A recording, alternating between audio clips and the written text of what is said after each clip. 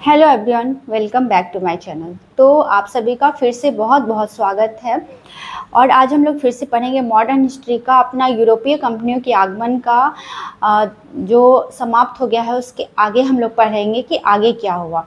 तो हमने पढ़ा यूरोपीय कंपनियों के आगमन के क्रम में सबसे पहले हमने पढ़ा था कि पुर्तगाल आता है, पुर्तगाली कंपनी आती है। जब बाहर से कंपनियां आने लगती हैं तो सबसे पहले भारत में पुर्तगाली कंपनी आती है। तो हम लोग थोड़ा सा रिकॉल करते हैं। तो सबसे पहले हम लोग देखेंगे कि भारत में कंपनियां क्यों आती हैं।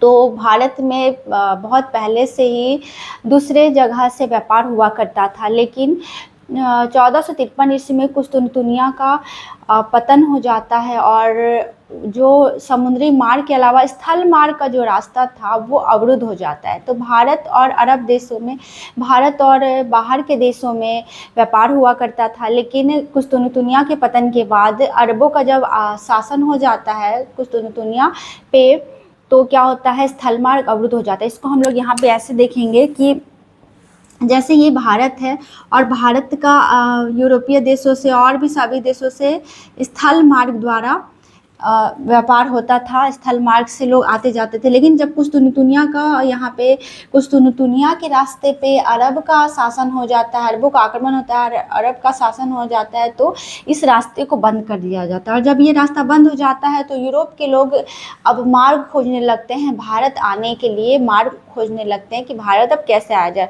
तो इसी क्रम में वो लोग समुद्री रास्ते से भारत आने का प्रयास करने लगते हैं। समुद्री रास्ते से भारत आते हैं और ये रास्ता केप ऑफ गुड होप कहलाता है, जिस रास्ते से वास्को डी गामा सबसे पहले चल के भारत के केरल पहुंचता है, कालीकट पहुंचता है, केप ऑफ गुड होप।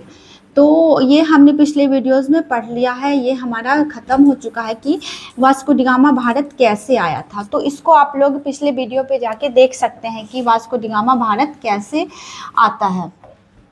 तो ये छोटा सा बात था। तो सबसे पहले पुर्तगाली नाविक आता है, वास्को डी गामा पुर्तगाली, उसके बाद डच, फिर अंग्रेज, फिर डेनिश, फिर फ्रांसीसी। तो सबसे पहले पुर्तगाली के बारे में हमने पढ़ लिया है।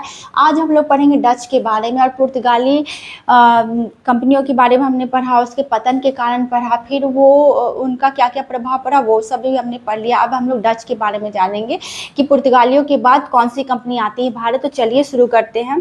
डच डच आधुनिक हॉलैंड या नीदरलैंड के निवासी थे। डच कहाँ के थे निवासी? आधुनिक डच आधुनिक हॉलैंड, जो अभी हॉलैंड है वो पहले नीदरलैंड कहा जाता था, वहाँ के निवासी थे। पुर्तगालियों से प्रेरित होकर यह भारत आए थे और पुर्तगालियों से प्रेरित होकर ही यह भारत आते हैं। पुर्तगाली जब भारत से यूरोप जाते हैं और वहाँ पे बहुत सारा मुनाफा कमाने लगते हैं, तो डच भी प्रेरित होते हैं और भारत आते हैं पुर्तगालियों से प्रेरित होकर के।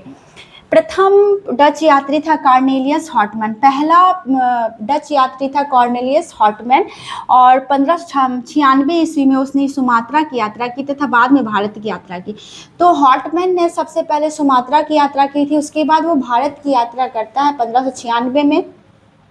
डच संसद द्वारा 1602 ईस्वी में United East India Company of Netherlands की स्थापना की और डच संसद ने 1602 ईस्वी में United East India Company of Netherlands की स्थापना करते हैं। कंपनी ने 21 वर्षों के लिए भारत एवं पूर्वी क्षेत्र में व्यापार का आज्ञा पत्र दिया और ये कंपनी जो थी वो डच को 21 वर्षों के लिए भारत में व्यापार करने की आज्ञा दे देती है। डच व्यापारिक व्यवस्था सहकारिता अर्थात कार्टेल पर आधारित थी और डच व्यापारिक व्यवस्था सहकारिता अर्थात कार्टेल पर आधारित थी। डच कंपनी की संयुक्त पूंजी 65 लाख लीटर थी और कंपनी का संचालन 17 सदस्यीय एक बोर्ड द्वारा किया जाता था। तो ये संरचना था कि 65 लाख लीटर उस कंपनी की संयुक्त पूंजी थी और उस कंपनी को 21 वर्षों के लिए भारत में व्यापार करने की पूरी छूट दे दी जाती है और कंपनी का संचालन जो कर रहे थे उसमें 17 सदस्य थे। एक बोर्ड था जिसमें 17 सदस्य थे और कंपनी का संचालन कर रहे थे और डच व्यापारिक व्यवस्था सहकारिता कार्टेल पर आधारित थी। डच कंपनी मसालों के व्यापार के लिए इंडोनेशिया पर और डच कंपनी जो थी वो मसालों का व्यापार भारत से नहीं बल्कि इंडोनेशिया से करती थी और वो भारत से नील और सूती वस्त्रों का व्यापार करने लगी और यूरोप में सूती वस्त्रों को बढ़ाने का श्रेय भी डच को ही जाता है। यूरोप में सूती वस्त्र को बढ़ाने का श्रेय सबसे पहले डच को ही जाता है क्योंकि वो मसालों का व्यापार इंडोनेशिया से कर रही थी। डच ने भारत से पहले सूती कपड़ा बाद में नील मसालों का व्यापार प्रारंभ किया। भारतीय कपड़ों को यूरोप के बाजार तक पहुंचाने का श्रेय डचों को दिया जाता है। और भारतीय कपड़ों को यूरोप तक पहुंचाने का सबसे पहला श्रेय डचों को ही दिया जाता है, क्योंकि पुर्तगाली मसालों का सबसे ज़्यादा व्यापार कर रही थी और डच आते हैं तो सूती वस्त्रों का ज़्यादा से ज़्यादा व्यापार करने लगते हैं। डचों ने अपनी पहली फैक्ट्री मसूलीपट्टनम में जो कि आंध्र प्रदेश में थी 1605 ईस्वी में स्थापित की। डचों ने अपनी पहली फैक्ट्री 1605 में स्थापित की थी। पुर्तगालियों को पराजित कर डचों ने अब फैक्ट्रियां पुलिकट, सूरत, चिंसुरा, कासिम बाजार, पटना, कोचीन आदि में स्थापित किया। और यहाँ पे फैक्ट्रियाँ स्थापित करने का दिया हुआ है कि ये लोग कब कब फैक्ट्री स्थापित करते हैं। तो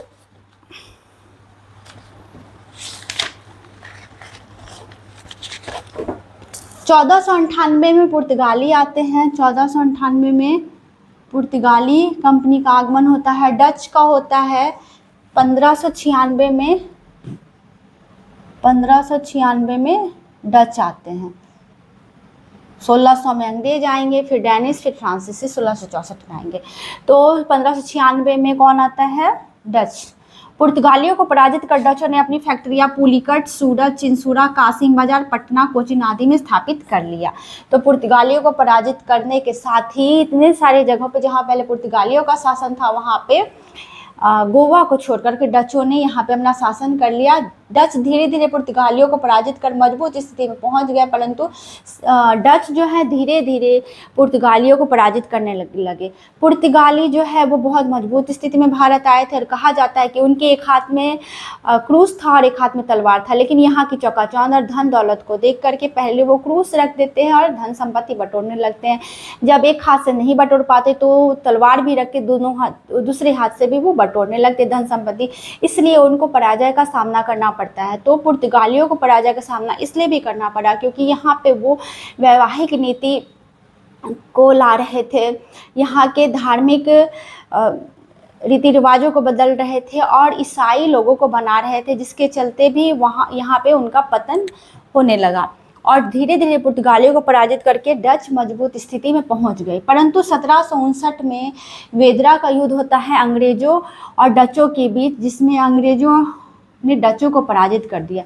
1759 में अंग्रेजों और डचों के बीच वेदरा का युद्ध होता है और उसके बाद डचों को पराजित कर देता है अंग्रेज।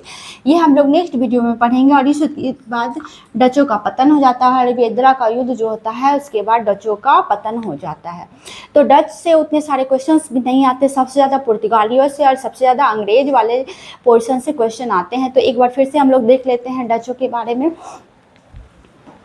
तो यूरोपीय कंपनियों के आगमन के क्रम में सबसे पहले हमने जाना था कि पुर्तगाली आते हैं और वो मसालों का व्यापार बहुत अधिक मात्रा में करने लगते हैं। उसके बाद कॉर्नेलियस हॉटमैन प्रथम डच यात्री का नाम है, जो कि पहले सुमात्रा की यात्रा करते हैं, उसके बाद भारत आते हैं और फिर यहाँ पे ये सारी व्यवस्था है। 17 सदस्यीय बोर्ड का गठन किया जाता है और उसके बाद डच जो है वो मसालों का व्यापार कहाँ से करते थे? इंडोनेशिया से करते थे और सूती वस्त्र को यूरोप के बाजार तक लाने का श्रेय डच को ही जाता है।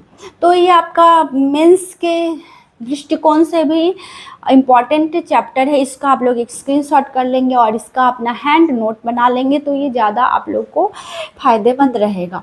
और डच का पतन कब होता है? तो डच का पतन 1759 में वेदरा के युद्ध में होता है, अंग्रेज उसको पराजित कर देते हैं और डच का आगमन हुआ था 1596 में। 1498 में पुर्तगालियों का, डच का 1596 में।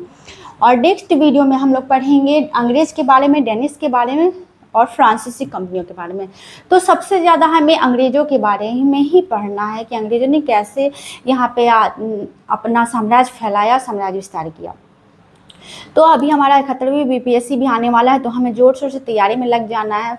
तो इसी तरह से मेरे वीडियोज़ को देखते रहिए और उम्मीद करती हूँ कि आपको ये वीडियो समझ में आएगा। अगर समझ में आया तो please like and subscribe. Thanks for watching, bye bye.